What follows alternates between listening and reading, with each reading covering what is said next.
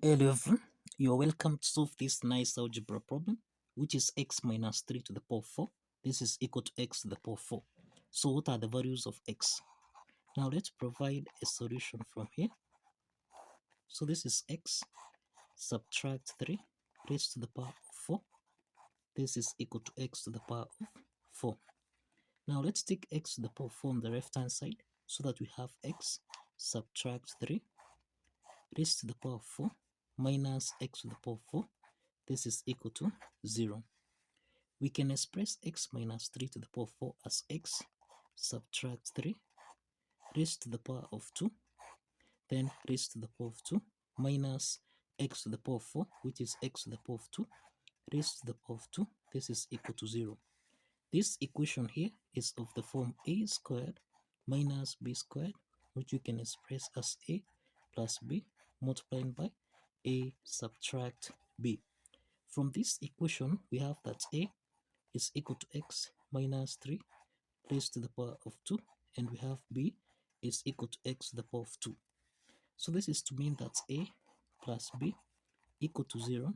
This is the same thing as x minus 3 raised to the power of 2, then plus x to the power of 2. This is equal to 0. Let's call this case 1. Then we have a minus b equal to 0. This is the same thing as x subtract 3 raised to the power of 2 minus x to the power of 2. This is equal to 0. Let's call this case 2.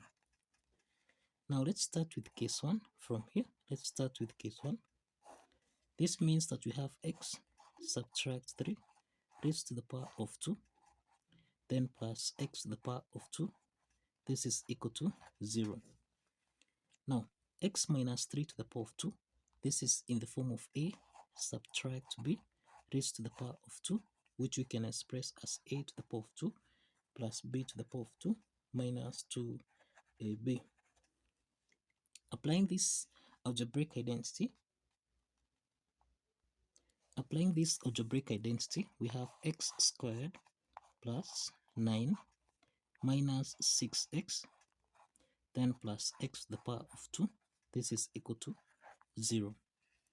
X squared plus x squared, this is 2 x to the power of 2 minus 6x plus 9. This is equal to 0. So you find that this is a quadratic equation where we have a is equal to 2, b is equal to negative 6, and c, this is equal to 9. We can solve for x1, x2 by applying the quadratic formula here, which is minus b plus or minus the square root of b squared minus 4ac divided by 2 times a. Now let's substitute the values of a, b, and c in this formula, so that we have negative times negative 6 plus or minus the square root of negative 6 to the power of 2 minus 4 multiplying by a, which is 2, then multiplying by c, which is 9, divided by 2 times 2. So this is the same thing as 6 negative times negative 6. This is 6 plus or minus the square root of 36 subtract 4 times 2. This is 8. 8 times 9. This is negative 72. Now this is divided by 4.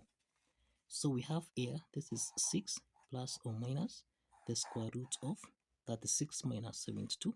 This is negative 36 divided by 4. Now we have here, this is 6 plus or minus, we can express the square root of negative 36. This is 36 multiplied by negative 1 divided by 4. So this is the same thing as 6 plus or minus the square root of 36. This is 6. Then we have the square root of minus 1. This is equal to I divided by 4. Now in the numerator here, we have that 2 is common. We can factor out 2, so that we have 6 divided by 2. This is 3 plus or minus. We have 6i divided by 2. This is 3i divided by 4. So let's simplify here. 4 divided by 2, this is 2. 2 divided by 2 is 1. And this means that x1, comma x2, this is equal to 3 plus or minus 3i divided by 2. And you find that these are two complex solutions. These are two complex solutions under case 1. Let's proceed to case 2. Let's proceed to case 2. Now, in case 2, we have x subtract 3 raised to the power of 2, then minus x to the power of 2. This is equal to 0. X minus 3 to the power of 2. This can be expressed as x to the power of 2 plus 9 minus 6x, then subtract x to the power of 2. This is equal to 0. So this is x squared minus x squared. This simplifies so that we have 9 minus 6x. This is equal to 0. So now we have negative 6x. This is equal to negative 9.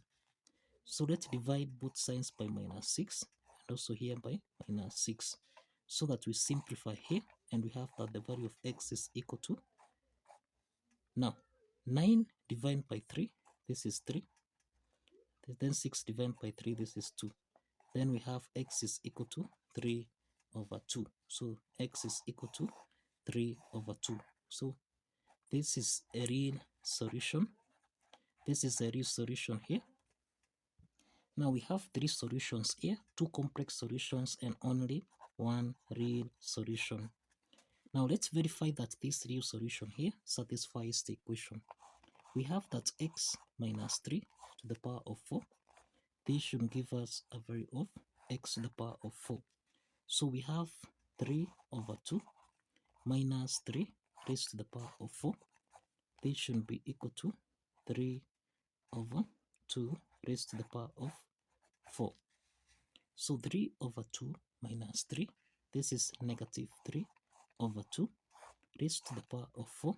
This should be equal to 3 over 2 raised to the power of 4. Now, negative 3 to the power of 4, this is 81 divided by 2 to the power of 4, which is equal to 16.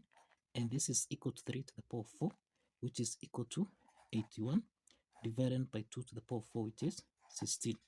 So this implies that the left hand side is equal to the right hand side. And this proves that the real solution here satisfies the equation. So kindly follow the steps like this.